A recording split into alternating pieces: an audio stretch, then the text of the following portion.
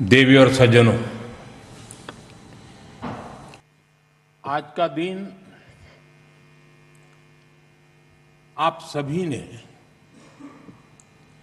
मेरे लिए बहुत यादगार बना दिया है।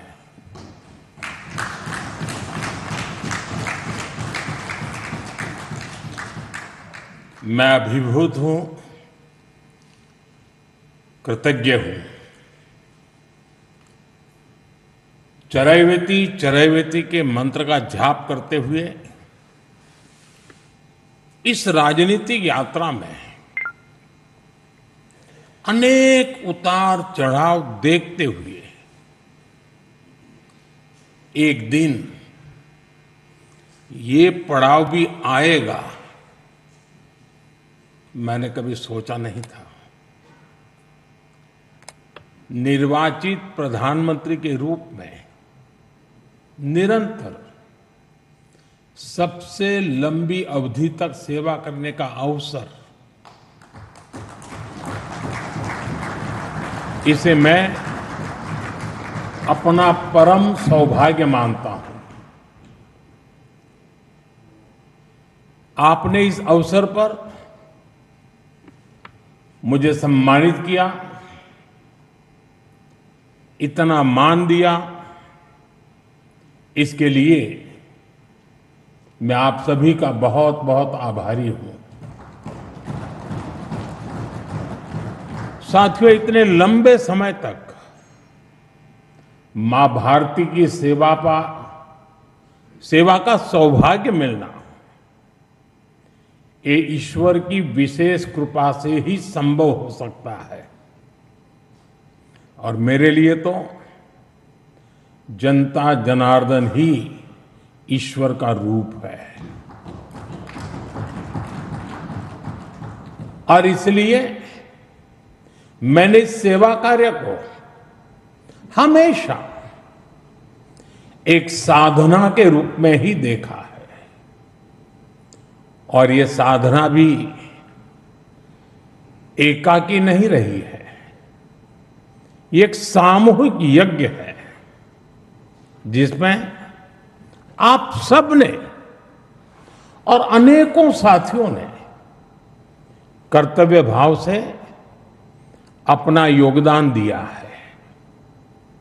मैं आज इस यात्रा के ऐसे सभी साथियों के प्रति भी अपना आभार प्रकट करता हूं। साथियों, इस अवसर पर एनडीए परिवार के सदस्यों ने एक रिजोल्यूशन भी पेश किया है। ये आप सबकी आत्मीयता और उदारता है, क्योंकि मैं इस यात्रा को अपनी व्यक्तिगत उपलब्धि नहीं मानता हूं। ये हर दृष्टिकोण से हम सबकी सामूहिक उपलब्धि है। ये एनडीए के हर घटक दल की एक समान उपलब्धि है।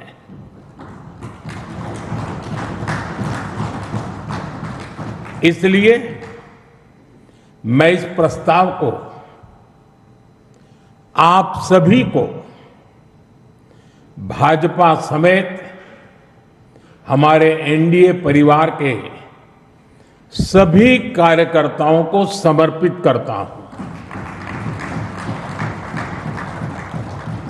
साथियों, भारत की जनता का निरक्षीर विवेक हमेशा अद्भुत रहा है। देश की जनता ने राष्ट्रीय स्तर पर राजनीतिक स्थिरता का महत्व समझा है। ये जनता जनार्दन की परिपक्वता ही है कि उसने लंबे समय तक मुझे इस तरह जनता की सेवा का अवसर दिया। 2014 के पहले के कई दशक बहुत अस्थिरता और उथल पुथल से भरे हुए थे। इसका देश को बहुत नुकसान भी उठाना पड़ा। लेकिन अब देश की जनता एक स्थिर सरकार का काम भी देख रही है और उसकी निर्णायक क्षमताओं की प्रशंसक भी है। मैं आज देश की महान जनता को भी नमन करता हूं, जनता जनार्दन का आभार व्यक्त करता हूं। साथियों, साल 2014 में जब एनडीए की जीत हुई थी, तब मैंने कहा था कि आज देश के सामान्य मानवी में एक नई आशा का उदय हुआ है। इस आशा का, इस उम्मीद का संरक्षण हम सभी का बहुत बड़ा दायित्व था। देश के लोगों ने कांग्रेस के विश्वासघात के बाद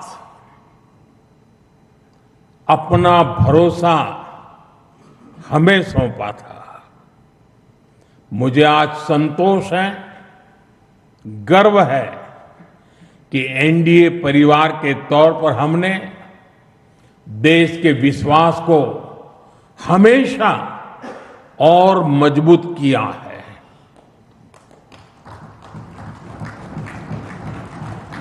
2014 में आशा का उदय होता सूरज आज नए आत्मविश्वास के प्रकाश पुंज में बदल गया है। भारत के लोगों ने पहली बार ये देखा है कि जब सही नियत से सरकार चलती है तो तेज गति से विकास भी होता है। एनडीए सरकार के इन 12 वर्षों में 25 करोड़ से ज्यादा लोगों का गरीबी से बाहर निकलना ये दिखाता है कि हमारी नीतियां सही हैं, हमारी दिशा सही है। ये सफलता आज देश के हर उस व्यक्ति को एक भरोसा देती है कि एक न एक दिन उसका संघर्ष भी खत्म होगा, एक दिन उसके सपने भी पूरे होंगे।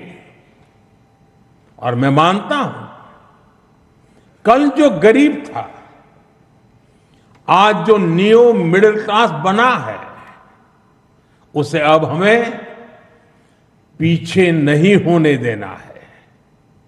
इसलिए सरकार के नाते, जनप्रतिनिधि के नाते हमें दिन रात काम करना है, परिश्रम की पराकाष्ठा करनी है।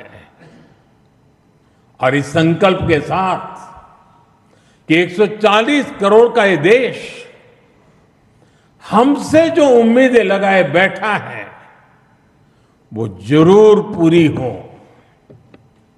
भारत का युवा, भारत की नारी शक्ति, भारत का मध्यम वर्ग, भारत के किसान, सबकी आकांक्षाएं, उनकी एस्पिरेशंस हमें पूरी करनी है।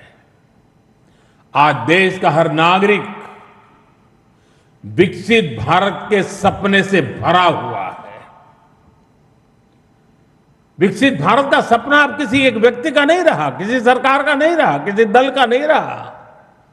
देश के जन जन का सपना बन चुका है, संकल्प बन चुका है। और इस सपने की पूर्ति के लिए हमें अपना हर पल समर्पित करना है। साथियों, एनडीए के 12 वर्षों की एक बड़ी सफलता यह भी है कि देश कांग्रेस के कुचक्र से आजाद हुआ है। कांग्रेस ने देश को लाचारगी, बेचारगी और हीन भावना के गर्त में गिरा दिया था। देश को यही एहसास कराया जाता था कि भारत में विकास धीरे धीरे ही होता है, भारत में तेज विकास संभव ही नहीं है। और बड़ी ही चतुराई से इस धीमी विकास को एक नाम दिया था, हिंदू ग्रोथ रेट। यानी कार्यशैली कांग्रेस की, दायित्व कांग्रेस का, विफलता कांग्रेस की, लेकिन कलंक देश की बड़ी हिंदू आबादी के नाम लगाया गया। जबकि असल में इस कुसंस्कृति का नाम होना चाहिए था कांग्रेस ग्रोथ रेट। इस कांग्रेस ग्रोथ रेट में ना गवर्नेंस थी, ना नीति, ना नियत और ना ही निर्णय। साथियों, आज पहली बार अटल जी के नेतृत्व में एनडीए सरकार आई, तब जाकर हमें एक झलक दिखी कि विकास में गति कैसे आती है। लेकिन दुर्भाग्य से 2004 में देश फिर से अस्थिरता के बवंडर में और कांग्रेस के शिकंजे में फंस गया। विकास तो दूर की बात है, देश को कांग्रेस ने एक के बाद एक हजारों करोड़ रुपए के घोटालों में घसीट दिया। साथियों, देश का भाग्य फिर तब बदला जब 2014 में एनडीए की सरकार बनी।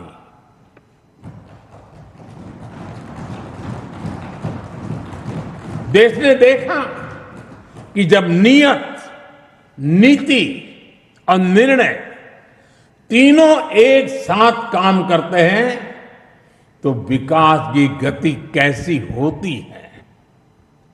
देश ने देखा कि जो काम दशकों में होते थे वो काम महीनों में होने लगे।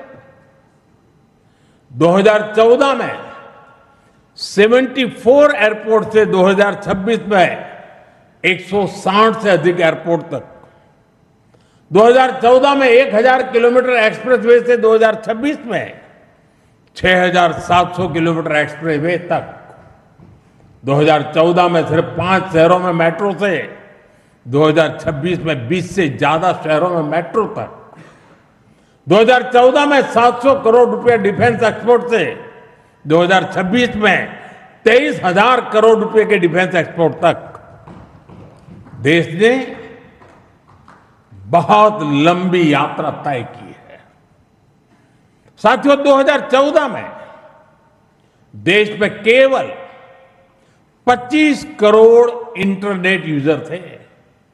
आज 100 करोड़ से अधिक यूजर इंटरनेट से जुड़े हैं। 2014 में डिजिटल पेमेंट्स ना के बराबर थे। आज भारत डिजिटल ट्रांजैक्शन में नंबर 1 देश है। 2014 में भारत अपनी जरूरत का ज्यादातर मोबाइल बाहर से मंगाता था। आज भारत 33 करोड़ से अधिक मोबाइल हैंडसेट खुद बनाता है। 2014 में सोलर क्षमता केवल 2.5 गीगावाट थी। आज यह 150 गीगावाट से अधिक है। 2014 में एथेनॉल ब्लेंडिंग केवल 1.5% था। आज यह 20% तक पहुंच चुकी है। 2014 में देश की एक भी सेमीकंडक्टर यूनिट नहीं थी। आज देश में बन रही 10 से ज्यादा सेमीकंडक्टर यूनिट्स भारत को आधुनिकता की तरफ ले जा रही है। साथियों, हमने देश की जरूरतों को अपनी नीतियों और निर्णयों का आधार बनाया। नई सोच से नए फैसले लिए। हमने युवाओं के लिए स्किल डेवलपमेंट मिनिस्ट्री बनाई। सहकारी क्षेत्र को मजबूती देने के लिए अलग कोऑपरेटिव मिनिस्ट्री बनाई। हमारे मछुआरे भाई बहनों के लिए अलग फिशरीज मिनिस्ट्री बनाई। हमारा फोकस क्लियर था, विकास की इस दौड़ में कोई पीछे न छूटे। साथियों, हमने दिव्यांगजनों के लिए कानून बनाया, आदिवासियों के लिए जनमन जैसी योजनाएं शुरू की, पशुपालकों और मछुआरों को पहले किसान क्रेडिट कार्ड का लाभ नहीं मिलता था, हमने उन्हें भी इस सुविधा से जोड़ा। और इतना ही नहीं, हमारी सरकार ने रेहड़ी पटरी वालों को भी स्वनिधि क्रेडिट कार्ड की सुविधा दी। साथियों, सवाल यह है कि अगर 12 साल में इतना कुछ हो सकता है तो फिर दशकों तक क्यों नहीं हुआ?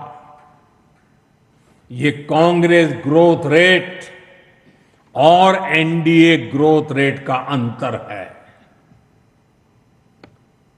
एक व्यवस्था लोगों को इंतजार कराती थी, आज की व्यवस्था परिणाम दिखाती है। एक व्यवस्था काम अटकाती भटकाती थी, आज की व्यवस्था कहती है काम अभी होगा, समय पर होगा और बड़े पैमाने पर होगा। और इसलिए साथियों, 2014 से 2026 की कहानी केवल आंकड़ों की कहानी नहीं है, यह उस भारत की कहानी है जिसने पहली बार अपनी पूरी क्षमता के साथ दौड़ना शुरू किया है। वो भारत जो बड़े लक्ष्य तय कर रहा है और इन लक्ष्यों की प्राप्ति के लिए जी तोड़ मेहनत कर रहा है। साथियों, एनडीए के 12 वर्षों की उपलब्धियों की एक और विशेषता है, हमें ये उपलब्धियां वैश्विक अस्थिरता और अशांति के दौर में हासिल हुई है। एक स्थिर सरकार होने का लाभ क्या होता है, ये बार बार इस दौर ने साबित किया है। कोरोना के समय को हम कभी नहीं भूल सकते, जब हर तरफ हाहाकार मचा था, लेकिन भारत उस हालात को मुकाबला करते हुए भी सफलता से आगे बढ़ा। साथियों, दुनिया के बड़े बड़े देशों की अर्थव्यवस्थाएं संघर्ष कर रही है, तब भी 2025-26 में भारत ने 7.7% की ग्रोथ रेट हासिल की है। और पिछला क्वार्टर तो जो 31 मार्च को खत्म हुआ, उसमें भी भारत की ग्रोथ 7.8% रही है। ये सफलता इतनी आसान नहीं है दोस्तों। हम फ्रेजाइल 5 के कटघरे से बाहर निकलकर आज दुनिया की तेज गति से आगे बढ़ने वाली अर्थव्यवस्था बन चुके हैं। साथियों, कल के विकसित भारत की गारंटी है आज का आकांक्षी भारत। आकांक्षी भारत के गर्भ में विकसित भारत पल रहा है। आज के भारत की आकांक्षाएं बड़ी हैं, सपने बड़े हैं, इसलिए उसके संकल्प और लक्ष्य भी उतने ही बड़े हैं। देश की इन आकांक्षाओं का वाहक हमारा मिडिल क्लास है, नियो मिडिल क्लास है। इसलिए हमारी सरकार मध्यम वर्ग के एस्पिरेशंस को पूरा करने में लगी है।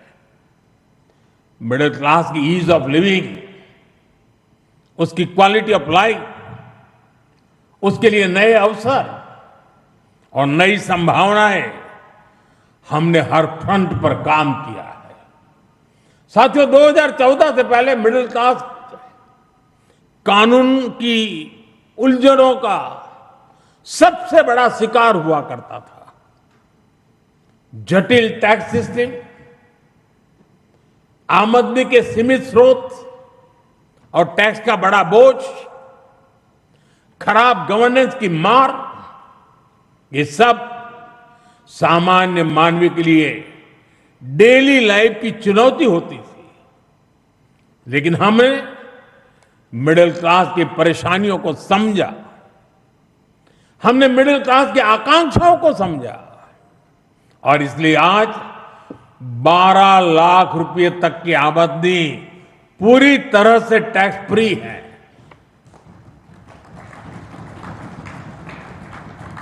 आज देश में सरल और फेसलेस टैक्स सिस्टम है। अच्छे इंफ्रास्ट्रक्चर से उनका जीवन आसान हुआ है। साथियों, बीते 12 वर्षों में मिडिल क्लास परिवार के बच्चों के लिए हर क्षेत्र में नए अवसर बने हैं। मध्यम वर्ग के घर का सपना पूरा हो सके, सरकार इसमें भी मदद कर रही है। घर में इलाज के खर्च का बोझ कम हो, इसके लिए आयुष्मान भारत योजना में बिना आय सीमा के बुजुर्गों को भी शामिल किया गया है। जीएसटी रिफॉर्म का भी बहुत बड़ा लाभ देश के मध्यम वर्ग को हुआ है। उसके लिए हेल्थ इंश्योरेंस सस्ता हुआ है। उसके सपनों से जुड़ी चीजें सस्ती हुई है। इन प्रयासों का परिणाम है कि आज देश का मिडिल क्लास अनिश्चितताओं से मुक्त हो रहा है। वो भरपूर आत्मविश्वास के साथ देश की विकास यात्रा को गति दे रहा है। साथियों, हमारे लिए दल से हमेशा अगर बड़ा कुछ है तो हमारा देश है। दल से बड़ा देश है।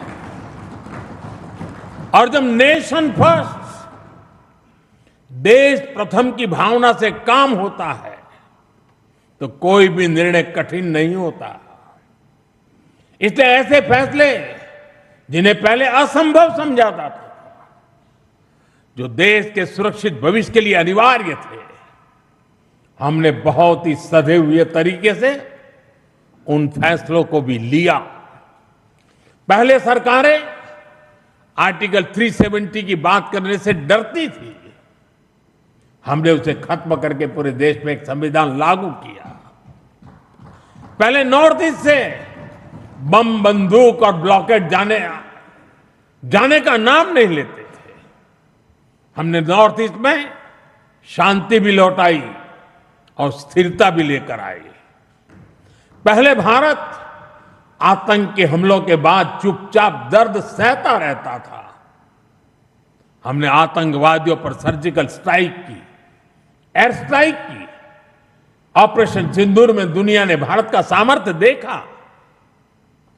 साथियों, पहले मान लिया गया था कि नक्सलवाद, माओवाद अब कभी नहीं खत्म होने वाले हैं, कभी खत्म हो ही नहीं सकते। हमने देश को नक्सलवाद, माओवाद के उस जहर से मुक्त करके दिखाया है। साथियों, महिलाओं को आरक्षण, 3 तलाक के खिलाफ कानून, सीएए का कानून, भारतीय न्याय संहिता, सैनिकों को 1 रैंक 1 पेंशन। एनडीए सरकार राष्ट्रहित में कोई भी काम करने से पीछे नहीं रही और हम सभी को इस बात पर गर्व है। मैं आज देश को फिर आश्वस्त करूंगा, देश हित के बड़े फैसलों का इस सिलसिला और भी तेज होगा, तेज गति से आगे बढ़ेगा। साथियों, बीते 12 वर्षों में देश ने जो कुछ हासिल किया वो दुनिया देख रही है, लेकिन अब हमें अपनी दृष्टि आगे की ओर रखनी है। हमें 2047 के लक्ष्य को देखते हुए उस लक्ष्य को पूरा करने के लिए अपनी स्पीड को और बढ़ानी होगी। हमारा बेंचमार्क अब यह होना चाहिए कि बीते 12 वर्षों में जो स्पीड और स्केल हमारी रही है, उसको हम और अधिक बड़ा और व्यापक कैसे बना सके। आज ग्लोबल ग्रोथ में भारत की हिस्सेदारी लगातार बढ़ रही है। इसलिए भारत को अब ग्लोबल पैरामीटर्स, ग्लोबल कंपटीशन और ग्लोबल पर्सपेक्टिव देखना है। दुनिया भारत से सॉल्यूशन चाहती है। दुनिया भारत में वैश्विक सप्लाई चेन का एक भरोसेमंद पार्टनर देख रही है और हमें दुनिया की इन अपेक्षाओं पर खरा उतरकर दिखाना है। हमें यह समय गंवाना नहीं है और मैं बार बार कहता हूं, यही समय है, सही समय है। साथ में फ्यूचरिस्टिक टेक्नोलॉजी में खुद को श्रेष्ठ रखना है। हमें सिर्फ दुनिया जैसा नहीं करना, हमें दुनिया से एक कदम आगे रहना है। अब जैसे एनर्जी सिक्योरिटी है, बीते 12 वर्षों में हमने ऊर्जा में आत्मनिर्भरता के लिए अभूतपूर्व काम किया। मैंने लाल किले से समुद्र मंथन अभियान की घोषणा की थी। ये बहुत ही महत्वाकांक्षी मिशन है। बीते दिनों में ऑयल एंड गैस के एक्सप्लोरेशन को लेकर काफी पॉजिटिव खबरें आ रही हैं। यानी आने वाला समय अनेक संभावनाओं से भरा हुआ है और हमें हर संभावना का पूरा फायदा उठाना है। साथियों, अब हमें 500 गीगावाट रिन्यूएबल एनर्जी के टारगेट को जल्द से जल्द पूरा करना है।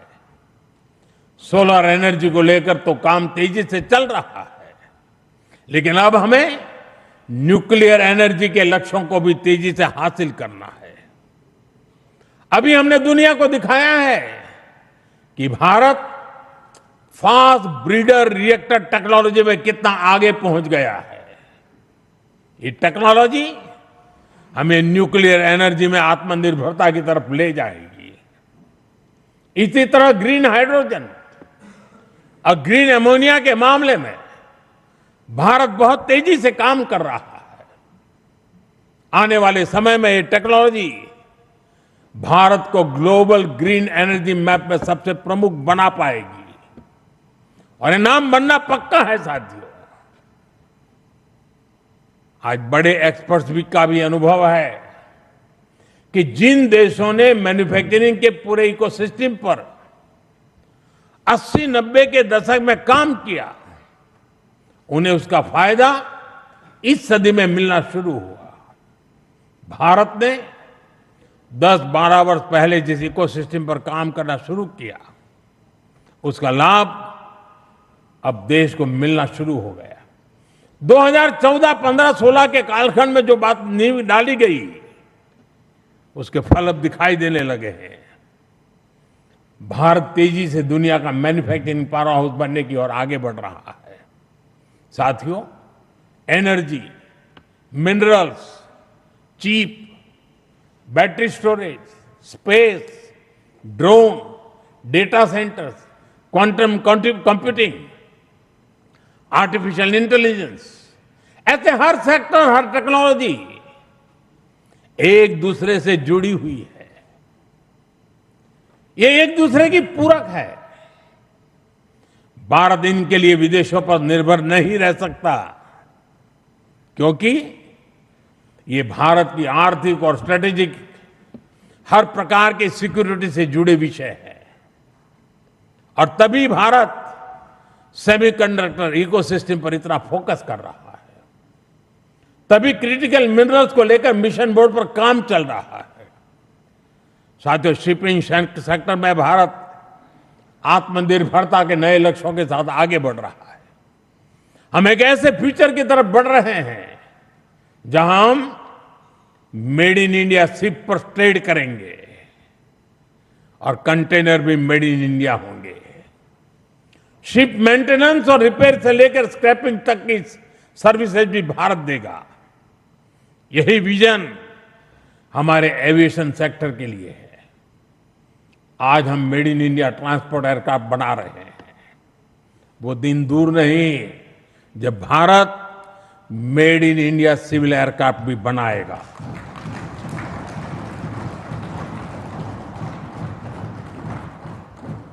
देशवासी मेड इन इंडिया विमान में ही यात्रा करेंगे, वो दिन मैं देख रहा हूं दोस्तों।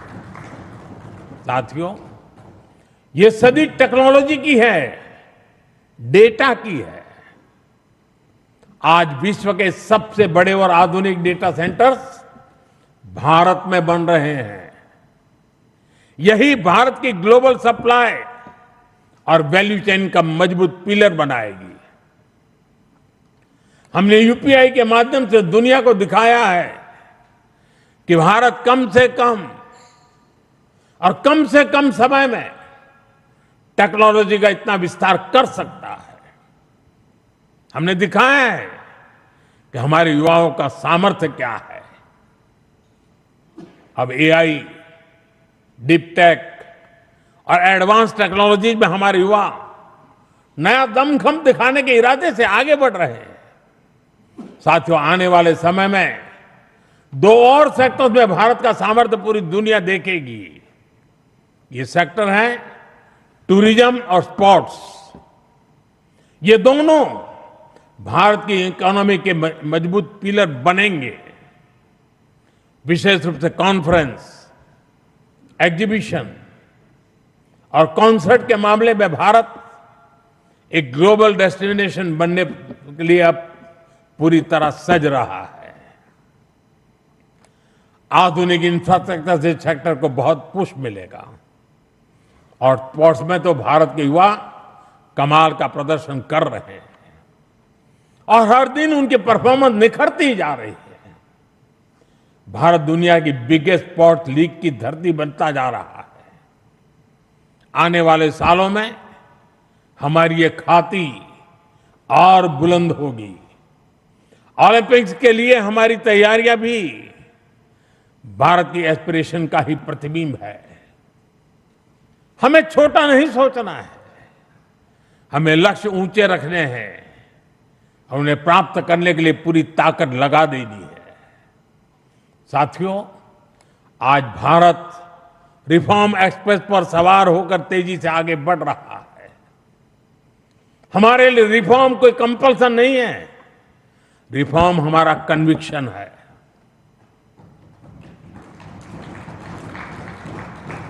और देश भी निरंतर रिफॉर्म्स को सपोर्ट कर रहा है। साथियों, देशवासियों की सहभागिता की हमारी बहुत बड़ी शक्ति है। ये 12 वर्ष सरकार और समाज की सहभागिता का उत्सव मनाने वाले रहे हैं। बीते 12 वर्षों में मैंने जो भी सहयोग देश से मांगा, देशवासियों ने दिल खोल करके साथ दिया है। मैंने स्वच्छता का आग्रह किया तो पूरा देश निकल पड़ा। मैंने देश से डिजिटल पेमेंट अपनाने के लिए आह्वान किया तो भारत रियल टाइम ट्रांजैक्शन में दुनिया में सबसे आगे निकल गया। मैंने कोरोना महामारी के दौरान एकजुटता का, संयम का आग्रह किया तो देश ने एकजुट होकर उस महामारी का सामना किया। जनता ने कभी हमें निराश नहीं किया। साथियों, आने वाले समय में भी इसी जन विश्वास और जन भागीदारी के साथ हमें आगे बढ़ना है। सबका साथ, सबका विकास, सबका विश्वास और सबका प्रयास, ये हमारा मंत्र रहा है। सबका प्रयास ही विकसित भारत के निर्माण की असली ऊर्जा है। हमें हर राज्य, हर शहर, हर गांव को जोड़ना है। अब समय आ गया है कि राज्यों के बीच नई प्रकार की तंदुरुस्त स्पर्धा, स्वस्थ स्पर्धा हो। स्पर्धा इस बात की हो कि कौन सा राज्य सबसे तेजी से $1 ट्रिलियन इकोनॉमी बनता है। स्पर्धा इस बात की हो कि कौन सा शहर इनोवेशन का सबसे बड़ा केंद्र बनता है। स्पर्धा इस बात की हो कि कौन सा क्षेत्र रोजगार सृजन में सबसे आगे निकलता है। भारत की प्रगति राज्यों की ऐसी प्रगति से ही होने वाली है। आइए अगले दशक को उपलब्धियों के साथ साथ श्रेष्ठता का भी दशक बनाएं। आइए राजनीति की स्पर्धा से ऊपर उठकर विकास की स्पर्धा को राष्ट्रीय संस्कार बनाएं। 12 वर्षों की यात्रा उपलब्धियों की रही है। आने वाले वर्ष और भी नई सिद्धियों के होंगे, और भी बड़ी सिद्धियों के होंगे। इसी विश्वास के साथ आप सभी का मैं फिर से अंतःकरण पूर्वक आपके साथ सहयोग समर्थन के लिए आभार व्यक्त करता हूं। मैं सर झुका करके देश के कोटि कोटि नागरिकों को नमन करता हूं। उनके आशीर्वाद ने हमें एक ऊर्जा दी है, शक्ति दी है, प्रेरणा दी है, प्रोत्साहन दिया है। ये जनता जनार्दन के चरणों में सर झुका करके प्रणाम करते हुए आइए एक नए विश्वास के साथ हर संकल्प को पूरा करने के सामर्थ्य को जुटाते हुए हम चल पड़े। देशवासियों के सपनों को हमारे संकल्प बनाएं। हमारा पल पल देशवासियों के संकल्पों की साकार करने की यात्रा का अहम पड़ाव बनता चले। इसी भावना के साथ देशवासियों के ऊपर पूरा भरोसा करते हुए आओ निकल पड़े। बहुत बहुत धन्यवाद।